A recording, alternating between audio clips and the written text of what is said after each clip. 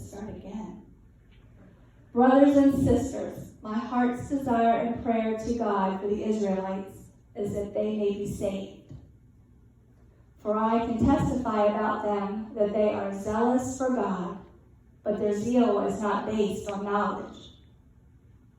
Since they did not know the righteousness of God and sought to establish their own, they did not submit to God's righteousness. Christ is the combination of the law so that there may be righteousness for everyone who believes. Moses writes this about the righteousness that is by the law. The person who does these things will live by them. But the righteousness that is by faith says, do not say in your heart, who will ascend into heaven? That is, who is to bring Christ down? Or who will descend into the deep? That is, to bring Christ up from the dead. But what does it say? The word is near. It is in your mouth and in your heart. That is the message concerning faith that we proclaim. If you declare with your mouth Jesus is Lord and believe in your heart that God raised him from the dead, you will be saved. For it is with your heart that you believe and are justified, and it is with your mouth that you profess your faith and are saved. As Scripture says, anyone who believes in him will never be put to shame. For there is no difference between Jews and Gentiles. The same Lord is Lord of all and richly blesses all who call on him. For everyone who calls on the name of the Lord will be saved. Amen. Amen. Are you getting ready to preach? I am. I'm not going up there in front of the camera. I had something I was going to say this morning, and I told her I was going to say something different. I usually say something to her. I was going to say happy anniversary. This is her first year, whole year that she's been with us, and she came this time on Sunday of last year. And I always told her to go get them, but I'm going to tell you something. You're the best.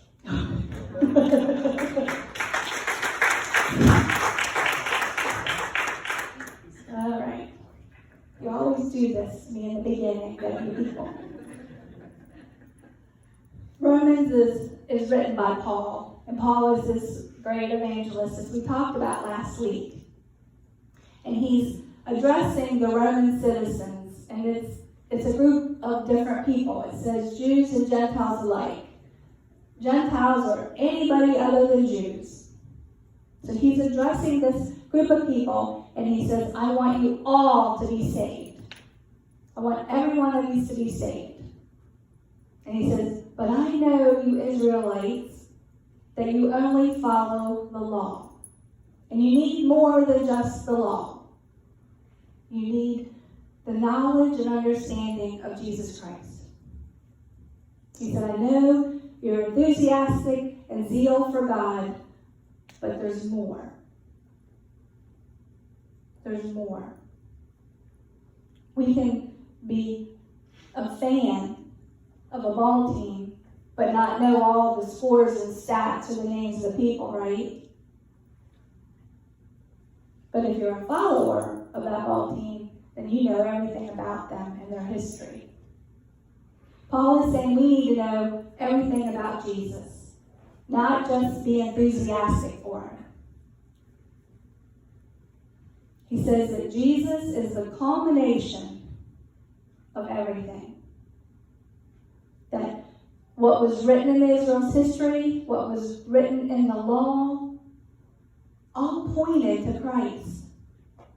In fact, in the passage that we read, Deuteronomy is what Moses said about Jesus.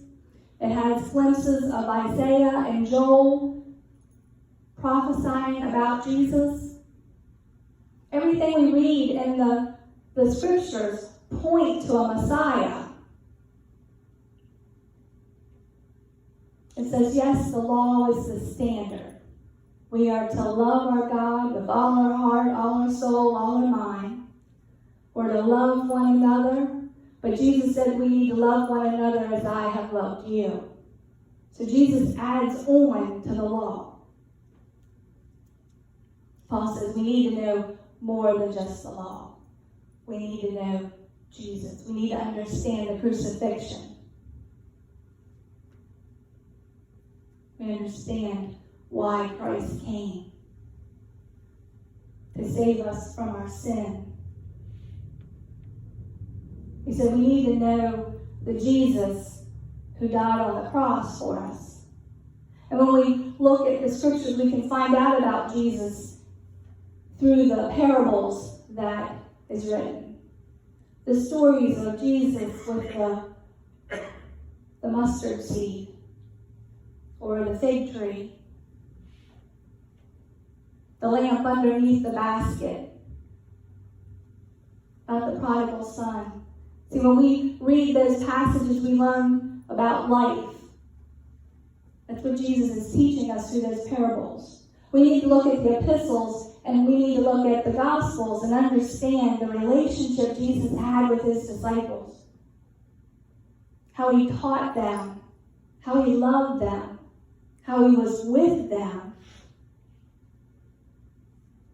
how he interacted with the woman at the well, or Nicodemus in the middle of the night. All of those encounters about Jesus teaches us, helps us grow in our faith. It says when we take all these things in our heart we believe, with our mouth we confess.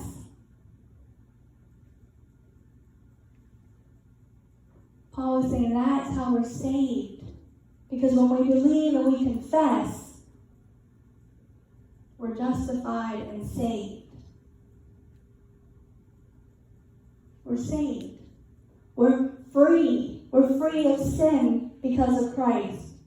It's Independence Day and we're celebrating freedom. We need to celebrate we're free from sin because of Christ. Remember the sin we talked about last week, that it was the mud that's dragging us down? We're free from that because of Christ. We need to keep learning, keep growing. And I can tell you, you can read the scripture today and read the same thing next week, and God's going to speak to you in a different way. He's going to pull something else out for you. We need to keep learning. And it's hard as we get older. It's hard to keep learning. At 50, going back to school, it's hard to learn the new technology that we've learned over the last couple months. You know, they say children's minds are like sponges. I think mine's like a Brillo pad, but we are getting a little bit. You know, we are getting a little bit. But we got to keep reading and we got to keep learning. Paul's saying, I want all of you to be saved, but you need to know who Jesus is.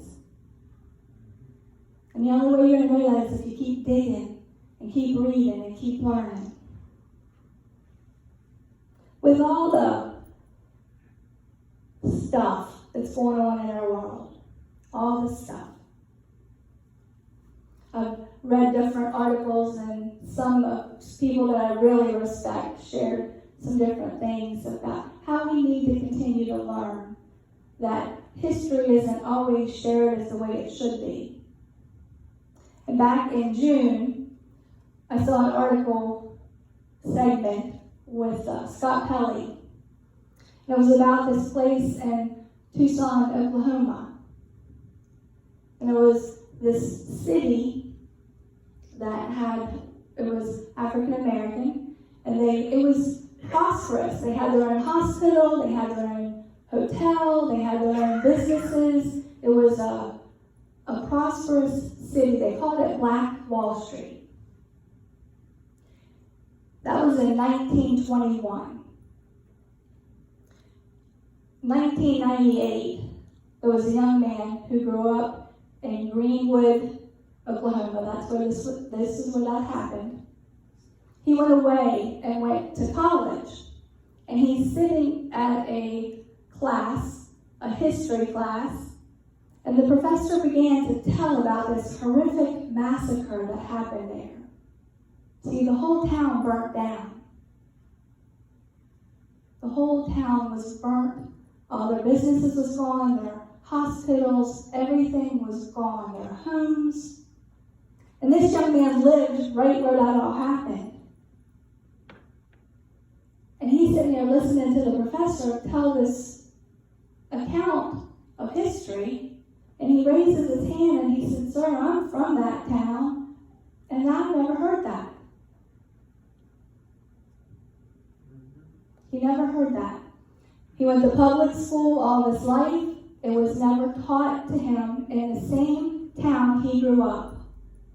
That would be like in Pennsylvania and Gettysburg, them not talking about the Gettysburg Address. We need to continue learning. We need to continue growing. They had a pastor that came on shortly after the young man spoke. He is the pastor of the AME church right there in Greenwood. And he said the church had burnt, but the basement was still intact. And that Sunday, after this horrific massacre, with almost 300 people lost by death, all the buildings burnt, homes gone, the people came to that church basement and worshiped that Sunday. They came back together and worshiped. The power of Christ, the power of church, the power of coming together and being in the presence of the Lord with fellow Christians, fellow followers. We need to continue to learn. We need to continue to grow. Sometimes we can't take things for face value, so we have to dive a little deeper. When we don't understand in Scripture, we need to dive a little bit deeper. We need to turn that Brillo pad of us old people into a little soft sponge growing in our faith. Recognizing that because we believe in our heart and we confess with our mouth that we are saved.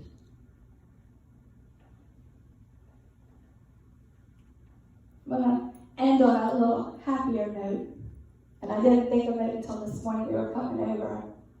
But the boys were going someplace last night to watch fireworks. And I decided to tell them of an incident of me, probably 12 years old. My dad and somebody got fireworks, and I'm sure weren't. They got fireworks, I know that.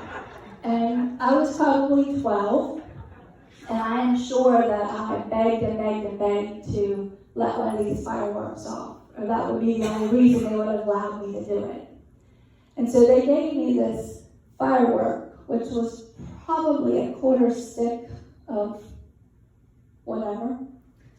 And I had a lighter and the fireworks, and I lit it, and I threw the lighter. Thankfully, before it went off, I had recognized it and I threw that off. But I shared that with my boys last night because I wanted them to have a learning moment, that don't do something like that. We need to continue to learn. We need to continue to grow. And we need to seek Christ in all that we do. Amen. I have one more patriotic song for us to listen to. And it's the same name. It's called America Bless God, but it's a different song. But we need to celebrate our freedoms here in the United States. We are blessed to live somewhere that we are free, and that we are free to worship, that we are free to praise God. So we'll listen to America Bless God again, but it's a different song.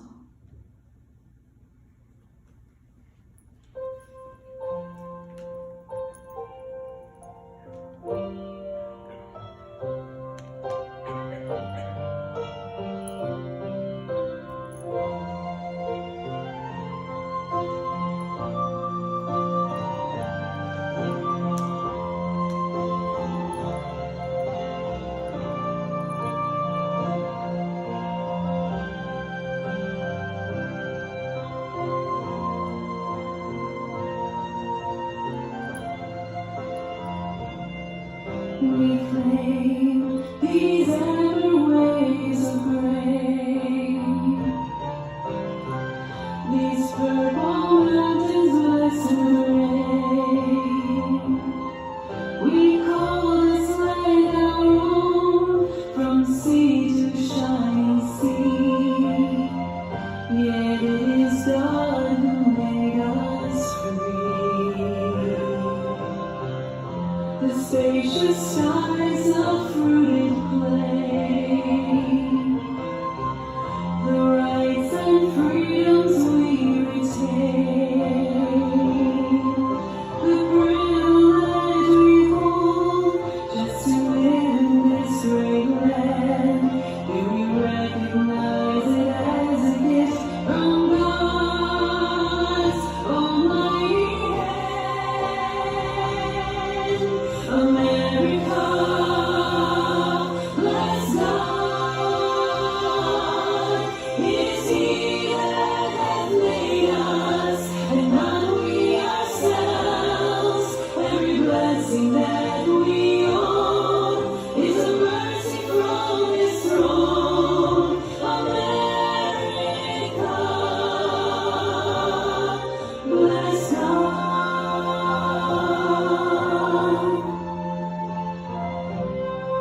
We try to rewrite history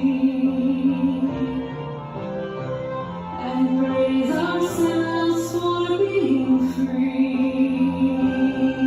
We take unto ourselves the glory due to God. How long can we expect Him to restrain His chasing rod? America, bless God. It is He that hath made us, and not we ourselves. Every blessing that we own is a mercy from His throne. America, bless God. America, America, may God thy glorify, till all success be yours, and every day divine.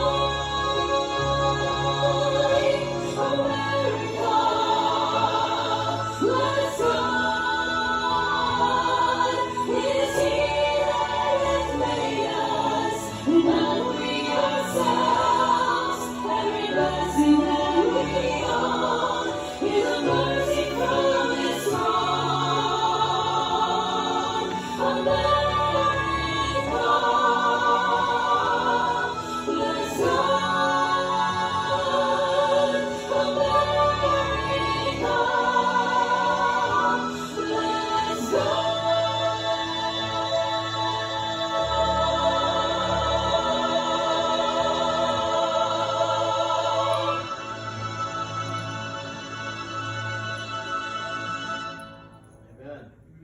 Amen. Well, we're going to end in our friendship tradition. I cut Lynn off the last time when she started to say you can grab the person's hand next to you because I was so fearful of this distancing. But of course, if you're in your family, you certainly can hold each other's hand. But we'll sing May the Lord. Sorry, it's forced to happen.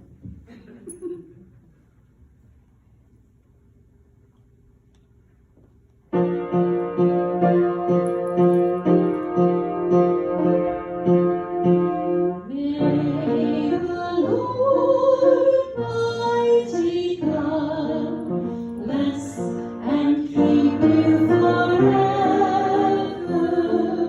Grant you peace, perfect peace, courage in every endeavor.